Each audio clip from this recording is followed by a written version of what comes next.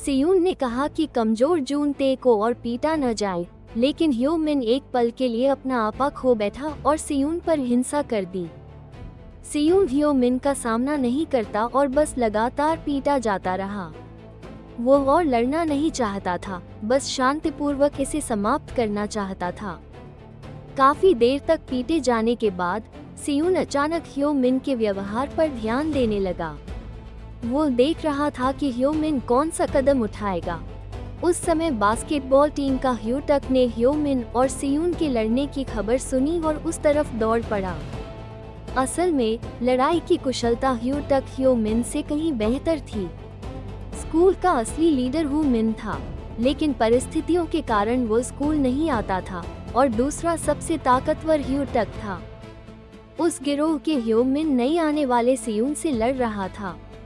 ह्यो मिन ने सियून की ओर मुक्का मारा, लेकिन उसी समय उसका कंधा बाहर चला गया और सियून ने उसे आसानी से टाल दिया।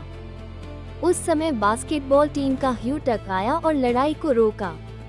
ह्यो मिन के कठोर व्यवहार पर ह्यू टक ने तेज लात से ह्यो मिन की नाक को हल्का सा छू दिया। डरा हुआ ह्यो मिन सीधी कक्षा से बाहर चला गया। फिर ह्यू टक ने नए आने वाले सियून से कहा, मैंने तुम्हारी मदद की तो तुम्हें शुक्रिया क्यों नहीं कहना। सियून ने खींचते हुए कहा, धन्यवाद, और सीधे चला गया। ह्यू टक झिझक गया और कक्षा से बाहर निकला। जून ते सियून के पास आकर उस पर मरहम लगाई। फिर ह्यू टक बाहर से सियून के बारे में बातें सुनने लगा। पुराने स्कूल में वो लड़ाई में माहिर था और कुछ लोगों को विकलांग बना देने की अफवाहें भी फैल रही थी। और ह्यो मिन एक योजना बनाने लगा। वो ह्यू टक और सियून को लड़वाना चाहता था ताकि एक गिर जाए और कमजोर हुए प्रतिद्वंद्वी पर हमला करके खुद स्कूल का लीडर बन सके। अंततः ह्यो मिन ने अपनी कार्रवाई शुरू की। वो चुपके से बास्केटबॉल टीम में गया, सिगरेट पी और सामान तोड़ दिया।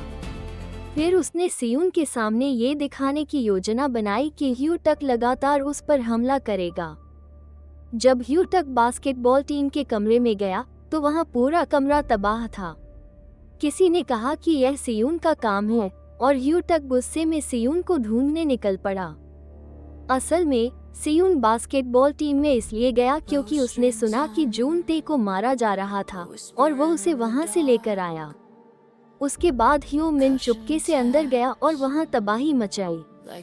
ह्यू टक ने सियून को देखा और रुकने के लिए कहा, लेकिन सियून ने अनदेखा किया और बस चला गया। फिर ह्यू टक तुरंत उसका पीछा करने लगा।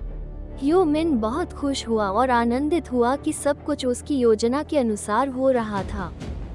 अंततः गली में सियून और ह्यू टक आमने सामने आ गए। सियून ने अब समझ लिया कि इस मामले को हल करने के लिए उसे ह्यू टक से लड़ना ही होगा और अंतिम मुकाबले की तैयारी की।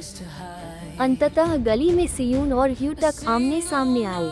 सियून ने अब समझ लिया कि इस मामले को सुलझाने के लिए उसे ह्यू टक से लड़ना ही होगा और उसने अंतिम मुकाबले की तैयारी की।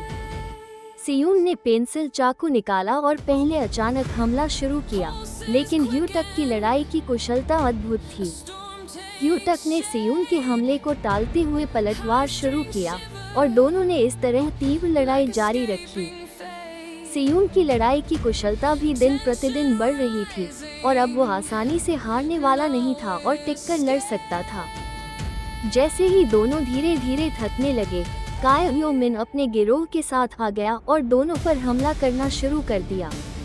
ह्यू टक और सियून ह्यो मिन के दबाव में आ गए थे और पीटे जा रहे थे। तभी कोई आया और रुकने के लिए चिल्लाया, और जब ह्यो मिन ने पीछे मुड़कर देखा तो स्कूल का असली लीडर ह्यू मिन खड़ा था। और ह्यू मिन ने बास्केटबॉल पकड़ा और जोर से कूदकर सीधे ह्यो मिन पर हमला किया।